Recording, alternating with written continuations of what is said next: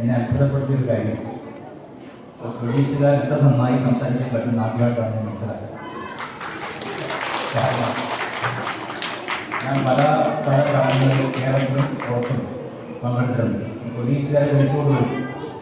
ഔദ്യോഗിക തിരക്കൽക്കിടയിലും 1000 ടെൻഷനിടയിലുമാണ് പോലീസുകാർ വരുന്നത്.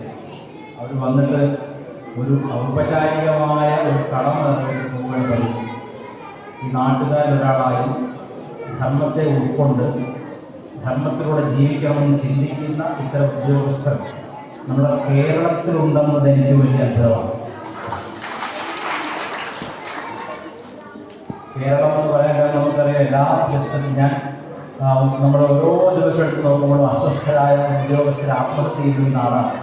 കുഞ്ഞുമക്കളെ പ്ലീസ്, കുട്ടികളെ നമുക്ക് ഞാൻ നിങ്ങളെ നല്ല കുട്ടികളാണ്, ബഹളം വെക്കരുത്. നല്ല കുട്ടികളാണ്, ബഹളം വെച്ചാൽ ആർക്കൊന്നും കേൾക്കാൻ പറ്റില്ല. ഒന്നാമത് സ്റ്റേജിലേക്കുള്ള ഇൻപുട്ട് ഈ സൗണ്ട് കുറവാണ്. അപ്പോൾ ഞാൻ തന്നെ എന്താ ശബ്ദിക്കുന്നത് എനിക്ക് വ്യക്തമല്ല. നിങ്ങളോട് സംസാരിച്ചു കഴിഞ്ഞാൽ എനിക്കൊന്നും മനസ്സിലാവില്ല. ഇടയ്ക്കിടയ്ക്ക് ഞാൻ ഓർമ്മിപ്പിക്കാം, അപ്പോൾ നിർത്തിയാൽ മതി. അപ്പോൾ ഞാൻ പറഞ്ഞല്ലോ, ഉദ്യോഗസ്ഥർ പലരും മാനസിക സമ്മർദ്ദം കൊണ്ട് ആത്മഹത്യ ചെയ്യുന്ന ഒരു നാടാണ് കേരളം.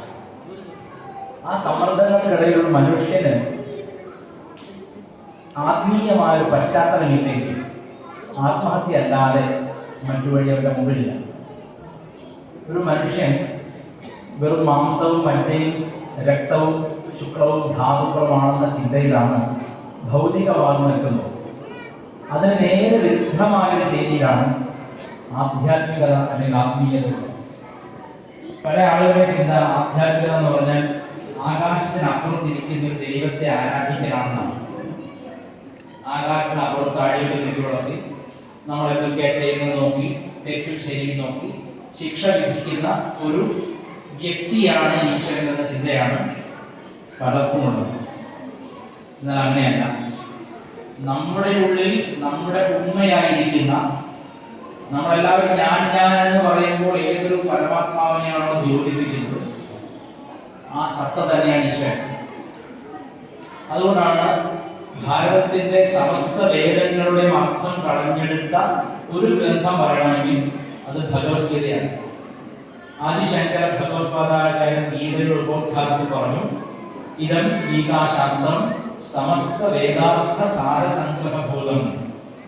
വേദം മുഴുവൻ കടഞ്ഞെടുത്ത് ഒരു നറുവെണ്ണയായി കയ്യിൽ തന്നാൽ അതാണ് ഭഗവത്ഗീത. സമസ്ത വേദത്തിന്റെയും സാരമാണ് ഗീത. ആ ഗീതയിൽ പറഞ്ഞിരിക്കുന്നു, ഈശ്വര സർവഭൂതാനാം ഹൃദയേശേർജുന തിഷ്ഠതി. അർജുന, സമസ്ത ജീവജാലങ്ങളുടെയും, മനുഷ്യന്റെ മാത്രം എന്ന് പറഞ്ഞിട്ടില്ല.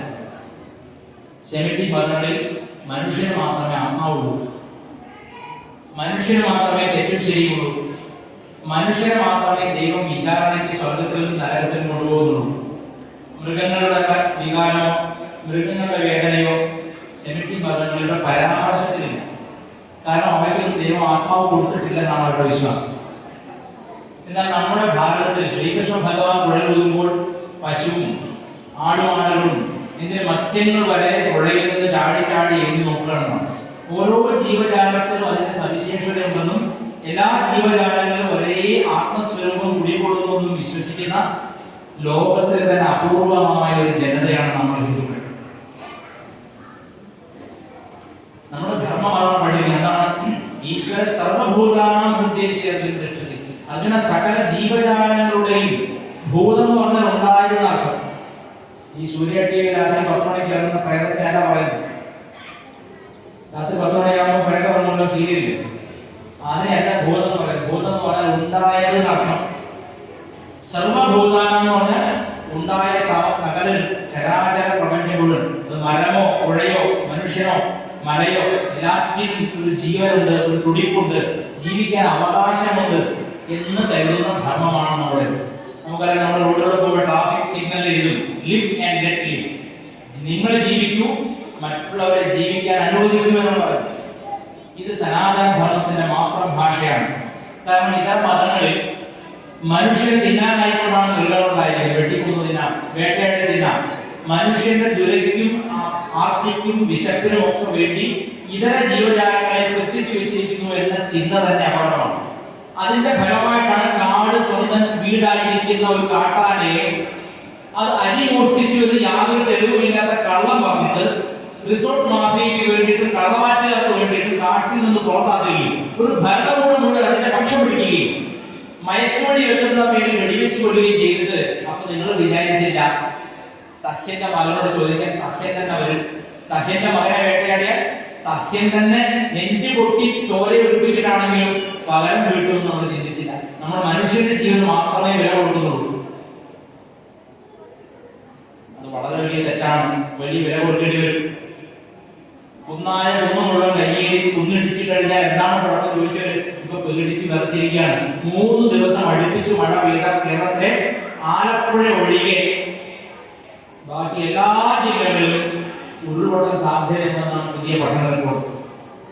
എല്ലാ ജില്ലകളും ഇത്തരത്തിലാക്കിയതിൽ, ഞാൻ രാഷ്ട്രീയം തന്നെയാണ് പറയുന്നത്, ഇത്തരത്തിലാക്കിയതിൽ ഇവിടെ ഭരിച്ച എല്ലാ കക്ഷികളും, കേരളം ഭരിച്ച എല്ലാ കക്ഷികൾക്കും ഒരേ ഉത്തരവാദിത്തമാണ്. കാരണം ഒരു കൂട്ടർ മതത്തിന്റെ മകളിൽ ലാൻഡ് എൻക്രോച്ച്മെന്റ് നടത്തുന്നു.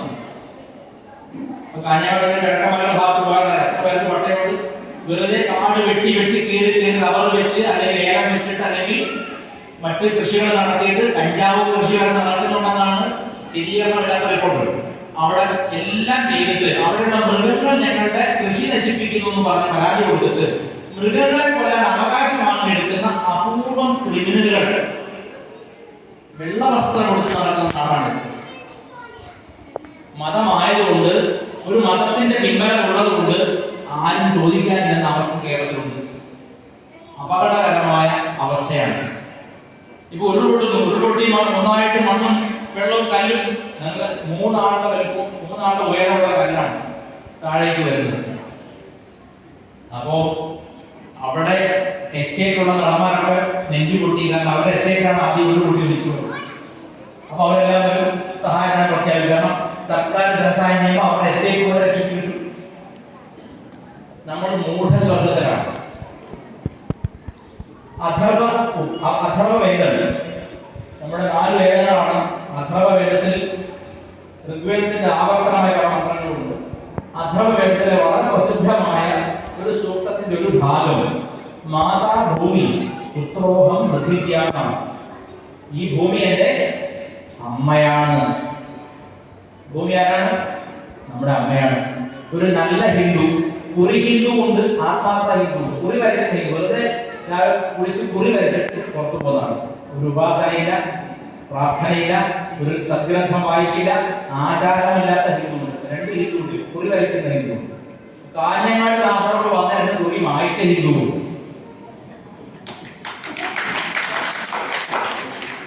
ഒരു കോഴി ബിരിയാണിക്ക് വേണ്ടി അമ്മയുടെ അച്ഛന്റെയും മതം മായിച്ചു കളഞ്ഞ നരാധമന്മാർ.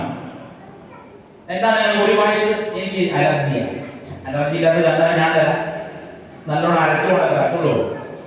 തുടങ്ങില്ല, തൊട്ടാൽ കല്യാണത്തോട് പോകാൻ പറ്റില്ല.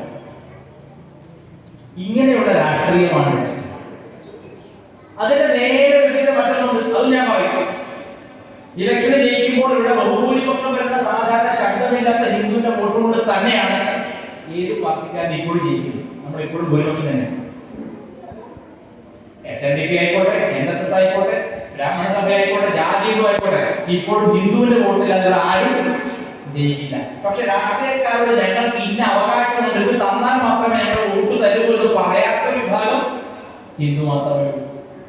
അതാ വ്യത്യാസം. We don't demand anything from the political parties. We just go and give vote, free votes for everyone. എല്ലാവർക്കും ഫ്രീ വോട്ടാണ് കൊടുക്കുന്നത്. പക്ഷെ ഇതരൊന്നും അങ്ങനെയല്ല. ഞങ്ങൾക്ക് ഇന്ന സ്ഥലത്ത് കോളേജ് വേണം, ഇന്ന മല കൈകാര്യം അവകാശം വേണം, ഇന്നടുത്ത് വാക്ക് നടത്താൻ സമ്മതിക്കണം. ഞങ്ങൾക്കെതിരെ ഒരു നിയമം കൊണ്ടുവരുന്നത് ഗാഡ്ഗിൽ, മാധവ് ഗാഡ്ഗിലിന്റെ റിപ്പോർട്ട് വായിച്ചവരുള്ളൂ ഈ കൊടുത്തിട്ടുണ്ടായിരിക്കാം. മാധവ് ഗാഡ്ഗിൽ പറഞ്ഞു 100 കൊല്ലം കഴിഞ്ഞിട്ടല്ല, 5 കൊല്ലത്തിലുള്ളത് കാണുന്നു. വെറും ഞാനും നിങ്ങളും ജീവിച്ചിരിക്കുന്ന കാലത്ത് തന്നെ കാണും പശ്ചിമഘട്ടം പൊട്ടി ഒലിച്ചിട്ട് മനുഷ്യർ മരിച്ചു മണ്ണിഴി പോകുന്ന കാഴ്ച ഞാനും നിങ്ങളും കാണുന്നതായിട്ട് പറഞ്ഞപ്പോ ഇവിടെ ക്രിസ്തീയ സഭ, ചില ഫ്രഞ്ച് ഗ്രൂപ്പുകളെല്ലാം പറഞ്ഞു മാധവ ഗാഡ്ഗിലിനെ തൂക്കിലേക്കണം. അതിനുവേണ്ടി പ്രവർത്തിച്ച കോൺഗ്രസ് നേതാവ് പി.ടി. തോമസിന്റെ ശവമഞ്ചം കയറിക്കൊണ്ട് ക്രിസ്തീയ സഭ കോട്ടയം ജില്ലയിൽ ഘോഷയാത്ര നടത്തി. ഇപ്പൊ അവർ പറയുന്നു, അയ്യോ ഒരു കുട്ടി ഞങ്ങൾ ആ പള്ളി പട്ടക്കാരൻ പോയേ, ഞങ്ങൾക്ക് സഹായധനം വേണം. അപകടകരമായ മതത്തിന്റെ ഇടപെടൽ സമാജത്തിലുണ്ടാകും. ഒരു മതവും ഭൂമി കൈയേറാൻ യോഗ്യമല്ല. ഹിന്ദുധർമ്മത്തിന്റെ അടിസ്ഥാന അല്ലെങ്കിൽ അധിഷ്ഠാന ശക്തി എന്ന് പറയുന്നത് ഭൂമി തന്നെയാണ്. ഈ ഭൂമിയിൽ നമ്മളില്ല. മാതാഭൂമി, ഈ ഭൂമി അമ്മയാണെന്ന് പഠിപ്പിക്കുന്ന സംസ്കാരമാണ്. ഒരിക്കല് ഒരു രാഷ്ട്രീയ നേതാവ് പറഞ്ഞു, നിന്റെയൊക്കെ അമ്മ പശുവാണെങ്കിൽ അച്ഛൻ കാളയാണോ? ഓർക്കുന്നുണ്ടോ? ഒരു രാജ ഇപ്പൊ കറിവേപ്പിയുടെ വിലയുള്ളൂ അയാൾക്ക്. ഇപ്പൊ സ്വന്തം പാർട്ടിക്ക് കറിവേപ്പിയുടെ വിലയാണ്. നമ്മൾ പറയുന്നു പശു അമ്മയാണ്. ഋഗ്വേദം പറയുന്നു ഗൗരഭ്യ, പശുവിനെ കൊല്ലാൻ പാടില്ല. ക്യൂബയില് വിപ്ലവത്തിന്റെ വസന്തം പൊട്ടിക്കിരിക്കുന്ന ഏറിയ പോലും സ്ത്രീകൾ വേശ്യാവൃത്തി ചെയ്ത് ജീവിക്കുന്ന സമ്പദ് സമൃദ്ധിയുടെ നാടായ ക്യൂബയില് ഒരു പത്രപരസ്യമുണ്ട്. പശുക്കളുടെ എണ്ണം കൂടി. ഇതിപ്പോൾ 1979-80s പശുക്കളുടെ എണ്ണം ക്രമാതീതമായി കൂടി. അതുകൊണ്ട് അവരെ കോർട്ടറൈസ് ചെയ്യാൻ പാടില്ല. കോർട്ടറൈസ് എന്ന് പറഞ്ഞാൽ വലിയൊരു സ്റ്റീൽ പ്ലേറ്റ് ഇങ്ങനെ വെക്കും, വലിയ പ്ലേറ്റ്, ഈ ഓഡിറ്റോറിയത്തേക്കാൾ വലുത്. എന്നിട്ട് അതിന്റെ മേലേക്ക് പശുക്കളൊക്കെ കയറ്റി നിർത്തിയിട്ട് ഇലക്ട്രിക് ഷോക്ക് കൊടുക്കണം. ഒരു നിമിഷം കൊണ്ട് ഭസ്മമായി പോകും. ഇത് പത്രവാർത്തയായിട്ട് ദ ഹിന്ദു എന്ന പത്രത്തിന്റെ പ്രത്യേകത എന്താണ്? പേരിൽ മാത്രമേ ഹിന്ദു, ബാക്കിയെല്ലാം വിരുദ്ധം. ദ ഹിന്ദു പത്രത്തിലെ വാർത്ത വന്നപ്പോ കാഞ്ചിയിലെ ശങ്കരാചാര്യരായിരുന്ന മഹാപരിവർ ശ്രീ ശ്രീ ശ്രീ ചന്ദ്രശേഖരേന്ദ്ര സരസ്വതി സ്വാമികൾ ഈ പത്രവാർത്ത വാർത്തകൾ ഞെട്ടിപ്പോയി. അദ്ദേഹം പറഞ്ഞു, വേദം പറയുന്നു പശുക്കൾ കൂട്ടത്തോടെ കൊല്ലപ്പെട്ടാൽ ഭൂമി കുലുക്കം ഉണ്ടാവും, മനുഷ്യന് നാശം ഉണ്ടാവും, പ്രകൃതിക്ഷോഭം ഉണ്ടാവും. വേദത്തിലുള്ള കാര്യമാണ്. ഉടനെ തന്നെ വലിയ വലിയ പണക്കാരെ ടാറ്റ, ബിർള തുടങ്ങിയ കമ്പനിക്കാരോടൊക്കെ മഹാപരിവർ കൂടിയാലോചന നടത്തി അവിടുന്ന് വാങ്ങാവുന്ന അത്രയും പശുക്കളെ, ഏതാണ്ട് 10-25,000 പശുക്കളെ നമ്മൾ ഭാരതത്തിൽ കൊണ്ടുവന്നു. ഒരു ശങ്കരാചാര്യരോട് എന്നാ ഗുണമെന്ന് ചോദിക്കുന്ന ഹിന്ദുക്കളുണ്ടല്ലോ, അവരോടാണ് പറയുന്നത്, മക്കളെ ഒന്നെടുത്താരിക്കണേ, കുഞ്ഞാക്കളെ, കുഞ്ഞുമണികളെ, നിങ്ങളെയൊക്കെ ഡ്രസ്സിന്റെ കളറിട്ട് പറയുന്നേ കേട്ടോ. കൂടുതൽ വെച്ചിട്ടാണ് ഗാഡായിട്ട്. ശരി. അപ്പൊ ഇങ്ങനെ ഒരു ശങ്കരാചാര്യ ആശ്രമത്തിൽ വെറുതെ തിന്നു കൂടുതലാണെന്ന് പറയുന്ന ഹിന്ദുക്കളുണ്ട്. ഒരു ശങ്കരാചാര്യർ എന്ത് ചെയ്യുന്നു എന്ന് അറിയാത്തതുകൊണ്ടാണ് പറയുന്നത്. ഭാരതത്തെ നശിപ്പിക്കുന്ന സാംസ്കാരിക വിരുദ്ധമായ പല പ്രവർത്തനങ്ങളെയും ശൃംഗേരിയിലെയും കാഞ്ചിയിലെയും പുരിയിലെയും ശങ്കരാചാര്യന്മാർ അതത് സമയങ്ങളിൽ വലിയ സാമ്പത്തിക ശക്തികളുമായി കൂടിയാലോചിച്ച് ചേർത്ത് തോൽപ്പിച്ചിട്ടുണ്ട്. ചരിത്രം പറയാൻ 2-3 മണിക്കൂർ എടുക്കും. അപ്പൊ ഞാൻ പറഞ്ഞ അടിസ്ഥാന പ്രമാണം എന്താണ്? ഭൂമി എന്നത് അമ്മയാണ്. ഈ ഭൂമിയാണ് രാമായണത്തിലെ സീതയായിട്ട് നമ്മൾ സങ്കല്പിക്കുന്നത്. വേദത്തിൽ പറഞ്ഞിരിക്കുന്ന ഈ മാതാഭൂമി എന്ന് പറഞ്ഞല്ലോ, അതാണ് വാൽമീകിയ രാമായണത്തിലെ സീതാദേവി. എന്നാണ് വാൽമീകിയ രാമായണവും അധ്യാത്മ രാമായണം നമ്മുടെ വ്യത്യാസം? അധ്യാത്മ രാമായണം എന്നത് എഴുത്തച്ഛൻ എഴുതുന്നതിന് അവലംബമായ മൂലകൃതി വാൽമീകിയുടെ രാമായണമല്ല. വാൽമീകിയാണ് ശരി കേട്ടോ, വാത്മീകി ശരിയല്ലേ? ചേട്ടൻ നന്നായിക്കോട്ടെ, വാത്മീകി എന്ന് പറഞ്ഞത് വാൽമീകവും വാൽമീകിയുമാണ് ശരി. വാൽമീകി മഹർഷിയുടെ രാമായണത്തെ അല്ല നമ്മുടെ നാട്ടുകാരനായ എഴുത്തച്ഛൻ അവലംബിച്ചത് വ്യാസരാമായണത്തെയാണ്. വ്യാസാചാര്യൻ പിന്നീട് രാമായണം എഴുതി. ആ രാമായണമാണ് അധ്യാത്മ രാമായണം, സംസ്കൃതം മൂലം.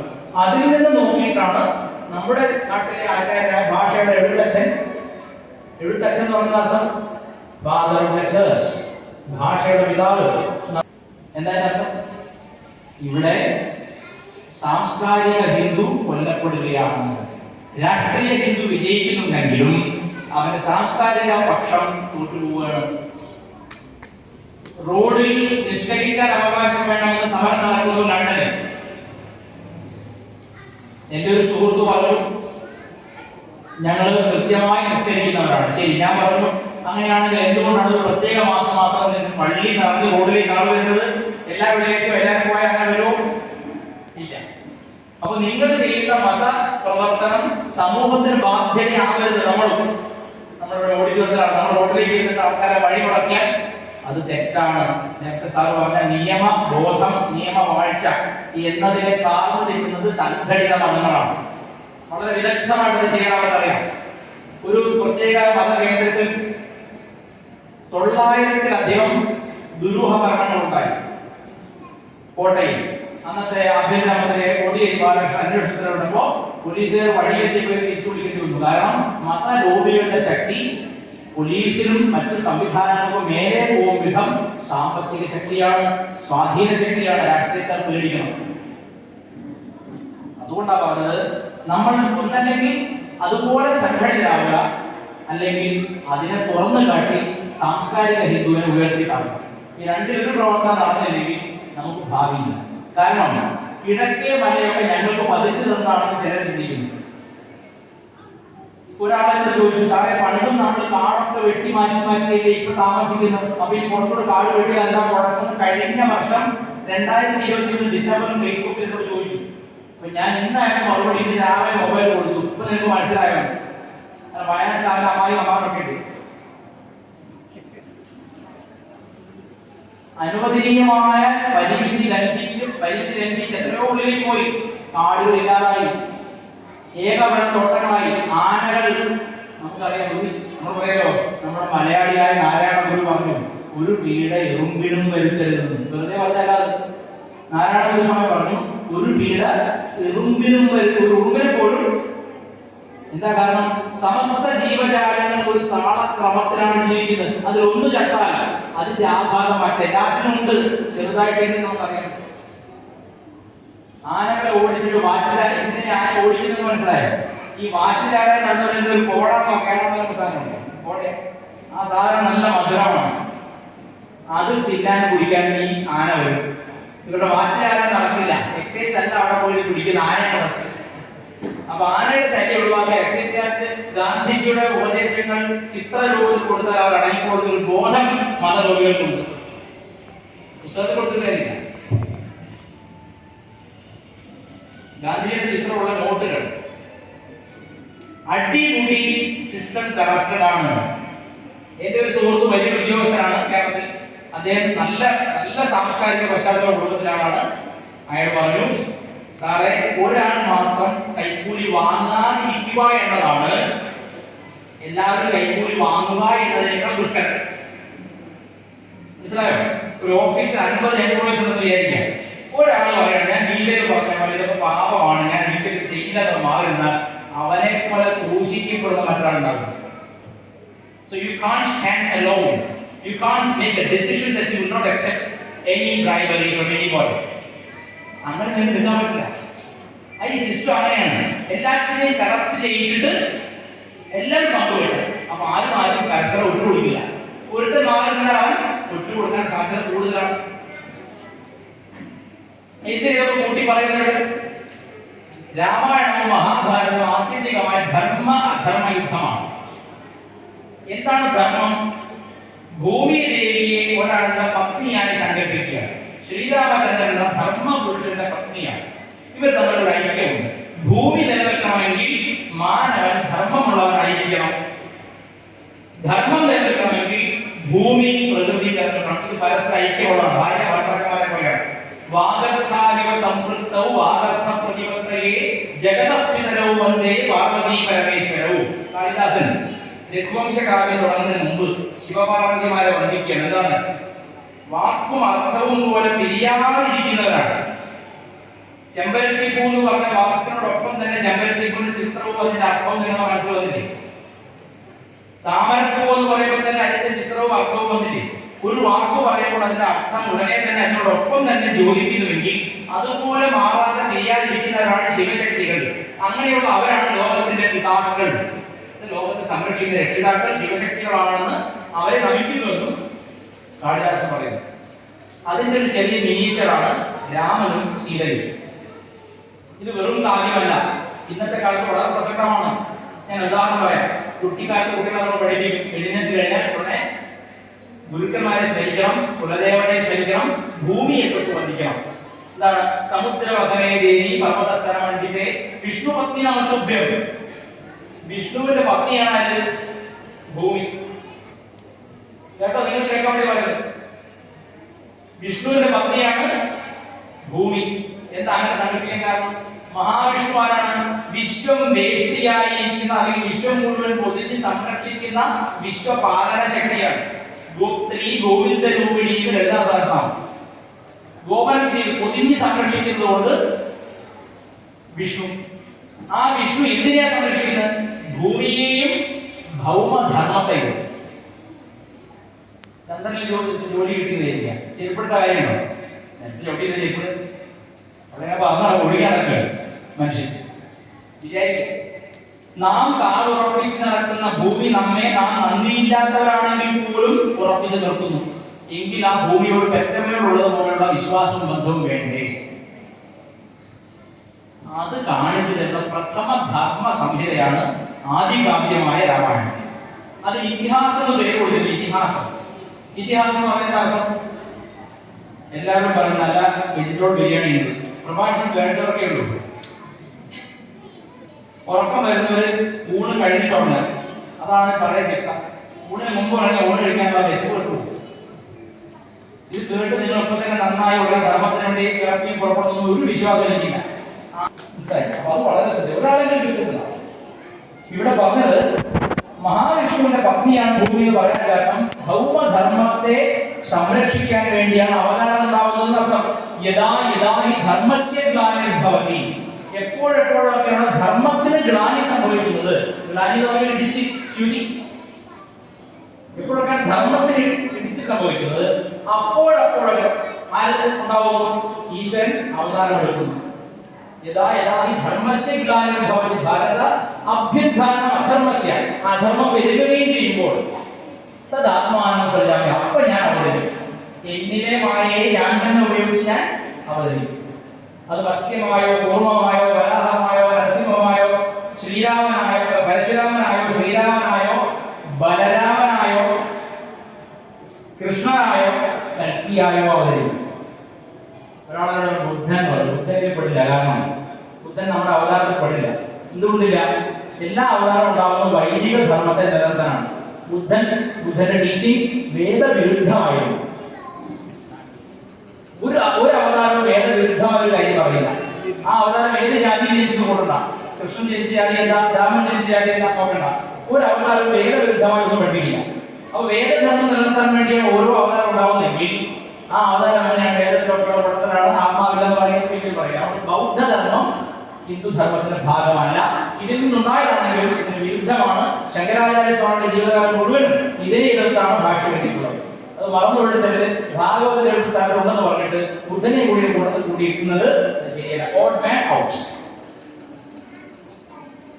അപ്പൊ ഈ ഭൂമി ദേവിയെ ഒരാൾ തട്ടിക്കൊണ്ടുപോയിരിക്കാം. ഒരാൾ ഭൂമി തട്ടിക്കൊണ്ട് എങ്ങനെ ഉണ്ടാവുക? ഇന്നലെ എന്നെ കാസർഗോഡ് ഒരാൾ വിളിച്ചു. അയാളുടെ അമ്മയുടെ ഏട്ടന്റെ സ്വത്ത് ഒരാൾ തട്ടിയെടുത്തു. കുടുംബക്കാരൻ തന്നെയാണ്. ഇത് തട്ടിയെടുത്തു എന്ന് മാത്രമല്ല, എന്റെ മേലെ എൻക്രോച്ച് ചെയ്ത് ഇവരുടെ ഭൂമി കൂടി കൈക്കലാക്കിട്ട് ഇവരെ വരക്കുകയാണ്. വഖഫ് ബോർഡിനെ പോലെ ആ നിയമം വായിച്ചോ?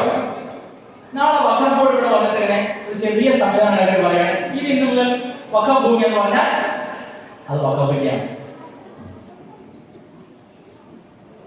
കോൺഗ്രസ് ഗവൺമെന്റ് കൊടുത്ത അധികാരമാണ്.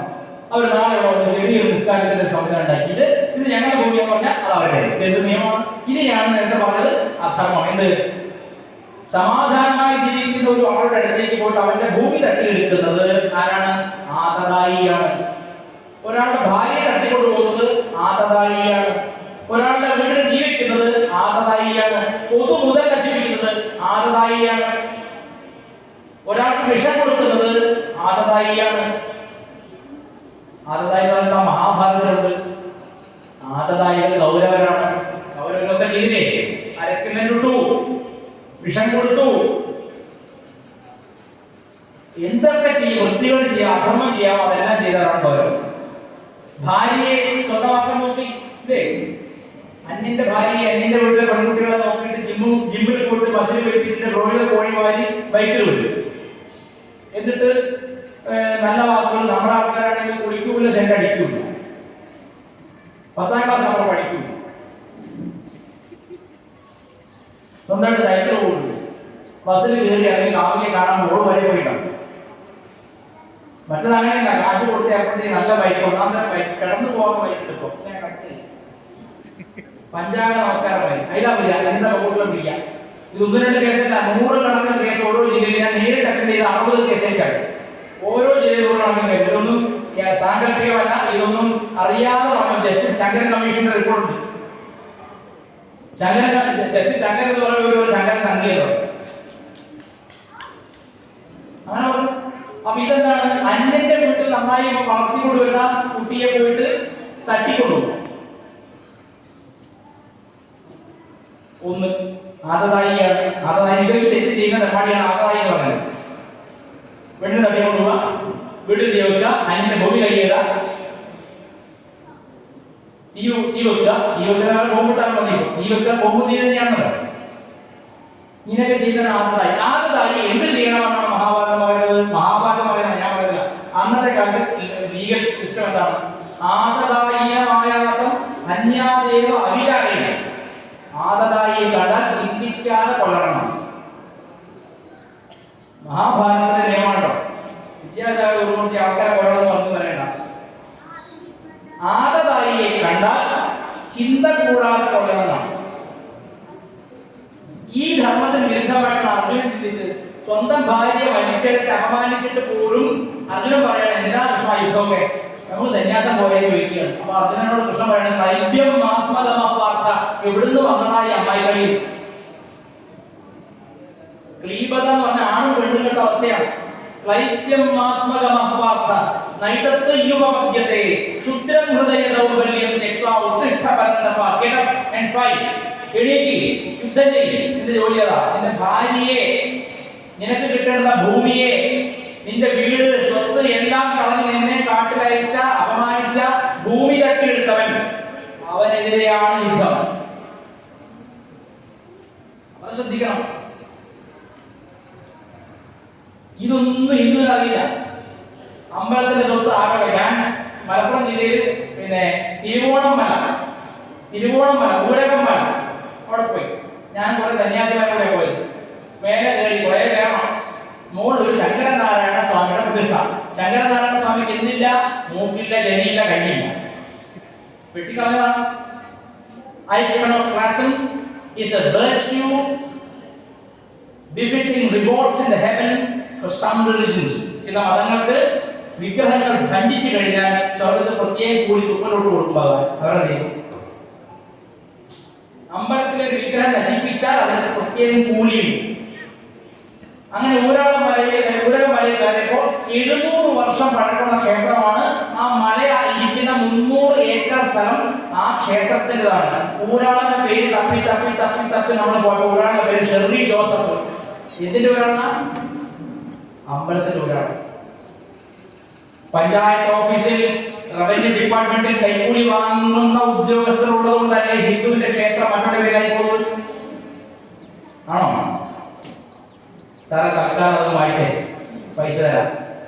5 ലക്ഷം രൂപ ഒന്നിച്ചു കൊടുത്താൽ പേര് മാറ്റി എഴുതുകയാണ്. അപ്പൊ കറപ്ഷൻ എന്ന് പറയുന്നത് ആദതായിയുടെ പ്രവൃത്തി തന്നെയാണ്. കാരണം ഭൂമി തട്ടിയെടുക്കാൻ ഇന്നത്തെ കാലത്ത് ജനാധിപത്യ വ്യവസ്ഥയിൽ ഒറ്റയ്ക്ക് പറ്റില്ല, ഉദ്യോഗസ്ഥരുടെ സഹായം കൂടിയേ പറ്റും. ശരിയാണോ? മനസ്സിലാവുന്നുണ്ടോ? നമ്മളൊക്കെ ഇരിക്കുന്ന ഭൂമി ഇടയ്ക്കിടയ്ക്ക് പരിശോധിക്കണം. ഊരാളൻ ആരാ മാറിയിട്ടുണ്ടോ നമ്മൾ അറിയില്ല. രേഖയിൽ മാറിയാൽ മതി. വളരെ ശ്രദ്ധിക്കണം. കാശി അങ്ങനെയാ പോയത്. നന്ദികേശ്വരൻ നേരെ നോക്കിയിരിക്കുന്നത് പള്ളി നിസ്കാരമാണ്. ശിവലിംഗത്തിന് മുകളിൽ കാലടച്ച് കഴുകുകയാണ്. എന്റെ കുട്ടിക്കാലത്ത് നമ്മുടെ സംഘത്തിന്റെ പ്രവർത്തകർ പറയുമായിരുന്നു, കാശി ഞങ്ങൾ നേടും, മധുര ഞങ്ങൾ മോചിപ്പിക്കും, അയോധ്യയിൽ ഞങ്ങൾ രാമക്ഷേത്രം പണിയുന്നു. ഞാൻ എന്നൊക്കെ ഒരു വട്ടാണ്. ഈ RSS വട്ടാണ്. ഇത്രയും കൈ മടക്കി വെച്ച് ഈ പൊട്ടത്തരം പറയുന്നല്ലോ. എന്തെങ്കിലും കാലത്ത് ഈ രാമക്ഷേത്രത്തിൽ നമ്മൾ കിട്ടുമോ എന്ന് വിചാരിച്ച നമ്മുടെ കണ്ണുകൾക്ക് എന്ത് ഭാഗ്യമുണ്ടായി. ശ്രീരാമചന്ദ്ര സ്വാമി സ്വന്തം വീട്ടിൽ സ്വന്തം കൊട്ടാരത്തിൽ വന്നിരിക്കുന്ന കാണാൻ ഭാഗ്യമുണ്ടായി ഇല്ലേ? കണ്ടോ? അത് ഇവിടെ ഓഫാക്കിയോ? കറണ്ട് പോയോ? ഇവിടെ കറണ്ട് പോയോ? ഭാഗ്യം. എന്തോ മറന്നുപോയതാ. ഓഫാക്കാം. അറന്ന കുറഞ്ഞ പണിയല്ലോ. അപ്പോൾ ദേശാഭിമാനം അങ്ങനെ അടിച്ചില്ല. അറന്ന കുറഞ്ഞ പണി പണി മൂലം ഇന്ന് രാവിലെ 10 മുതൽ അവിടേക്ക് പ്രത്യക്ഷ നടക്കുന്നത് 10 മുതൽ വൈകുന്നേരം 4 വരെ കറണ്ടുണ്ടാവുക. എവിടെയാണ് ഇതാ പറഞ്ഞത്. അപ്പൊ ഭൂമി തട്ടിയെടുക്കുന്നത് പണ്ട് മുതലേ ഒരു വിഷയമാണ്. എന്തിനാ വരാഹമൂർത്തി അവതരിച്ചത്? ഒരു ദുഷ്ടൻ, ഒരു അസുരൻ പോയിട്ട് ഭൂമി ദേവി തട്ടിക്കൊണ്ട് കടലിനകത്തേ പോയിന്ന. ഇപ്പൊ എന്നോട് കമ്മ്യൂണിസ്റ്റ് ചോദിച്ചു, എല്ലാ സ്വാമി നിങ്ങളിത് പൊട്ടത്തരാ പറഞ്ഞത്, ഭൂമി കൂടുതലല്ലേ കടല്, ആ കടലേക്ക് എങ്ങനെയാ പിന്നെ ഭൂമി തട്ടിക്കൊണ്ടുപോകുക? നിങ്ങൾക്ക് സംശയം ഉണ്ടാക്കാമോ അല്ലേ? ഞാൻ ചിലപോലെ മിൽക്കി വേ എന്ന് പറഞ്ഞാൽ അവിടെ പാലുണ്ടോ? പാലൊഴിച്ച് വെച്ചാൽ പാലാഴി. പാലാഴി ആരാ കിടക്കുന്നത്? മഹാവിഷ്ണു. പാലാഴി എന്ന് പറഞ്ഞത് കാണാം. ഈ മിൽക്കി വേ എന്ന് പറയുന്നത് കടലായിട്ടാണ്, പാലാഴിയായിട്ടാണ് സങ്കല്പിക്കുന്നത്. അന്യ ഒരു ശൂന്യ ഗർത്തത്തിലേക്ക് ഭൂമി നിപതിച്ചതായിക്കൂടെ? അവിടെ നിന്ന് അവതാരം ഭൂമി വീണ്ടെടുത്തായിക്കൂടെ? 1. 2, കരഭാഗത്തിന് 5 ഏക്കർ ഭൂമി വിറ്റു എന്ന് പറഞ്ഞാൽ ഭൂമി ഒന്നായി കിട്ടുന്ന കരഭാഗം കടലിൽ ആണ്ടുപോയാലും ഭൂമി ആണ്ടുപോയാലേ പറയാം. അപ്പൊ ആ ഭൂമിയെ ഉദ്ധരിച്ചു കൊണ്ടുവന്ന് വരാഹാവതാരം. രാമാവതാരത്തിലും കൃഷ്ണാവതാരത്തിലും പ്രത്യക്ഷത്തിൽ ഭൂമി പോയ കേസ് പ്രത്യക്ഷത്തിലല്ല. ഈ പാണ്ഡവർ, ധർമ്മിഷ്ഠരായ പാണ്ഡവരുടെ നീതി നിഷേധത്തെയാണ് ഭൂമി നിഷേധം പറഞ്ഞിരിക്കുന്നത്. രാമായണം കുറച്ചുകൂടി ഗുപ്തമാണ്. സ്ത്രീയെ തട്ടിക്കൊണ്ടുപോകുന്നത് ഭൂമി തട്ടിയെടുക്കുന്നതിന് തുല്യമായിട്ട് കാണുന്നതാണ്. സ്ത്രീ എന്നതിന് കൃഷിയിടം എന്ന് അർത്ഥമുണ്ട്. സ്ത്രീ എന്ന് പറഞ്ഞാൽ അവിടെ നമ്മളിടുന്ന വിത്ത് ആരാണ് അവിടെ പാകമാക്കി വളർത്തി 10 മാസത്തിൽ തരുന്നതാണ് ഈ സ്ത്രീയാണ്. അപ്പൊ സ്ത്രീ ആരാണ്? കൃഷിയിടം കൂടിയാണ്. കൃഷി ചെയ്യാൻ മാത്രമുള്ള അർത്ഥം ഫെമിനിസ്റ്റുകൾ ചെയ്യപ്പെടുകയത്. പറഞ്ഞതിന്റെ അർത്ഥം പുരുഷൻ കൊടുക്കുന്ന വിത്ത് 9 മാസവും 9 ദിവസവും ചുവന്ന് ക്ഷമയോടെ വളർത്തിയെടുക്കുന്ന വിളനിലമാണ് സ്ത്രീ. ഒരു സ്ത്രീയെ ഒരുത്തൻ തട്ടിക്കൊണ്ടുപോയി പറഞ്ഞാൽ അതിന്റെ അർത്ഥം ആ പുരുഷന്റെ സാമ്രാജ്യം നഷ്ടപ്പെട്ടു എന്നാണ്. രാമചന്ദ്രസ്വാമിക്ക് ശരിക്കും സാമ്രാജ്യം നഷ്ടപ്പെട്ടത് നാളെ നടക്കാനിരുന്ന കിരീടധാരണം ഇല്ലാത്തതല്ല. രാമനെ നാളെ കിരീടം ധരിപ്പിക്കാൻ പോവാണെന്ന് പറഞ്ഞു. പിറ്റേന്ന് പറഞ്ഞിരിക്കാൻ കേട്ടല്ല, ഭരതനാണെന്ന് പറഞ്ഞു. അപ്പോൾ രാമൻ ദുഃഖം തോന്നിയില്ല. രാമൻ പറവോ ശരി, അച്ഛന്റെ വാക്കല്ല, ഞാൻ പാലിക്കാം. ശരിക്കും സാമ്രാജ്യ നഷ്ടമാണ്. സാമ്രാജ്യ നഷ്ടം വരിക വ്യാഴം വിരുദ്ധമാവണം. ഒരാൾ വ്യാഴം ജാതകത്തിൽ വിരുദ്ധമായി നിൽക്കുമ്പോൾ അയാൾക്ക് സാമ്രാജ്യ നഷ്ടമുണ്ടാവും.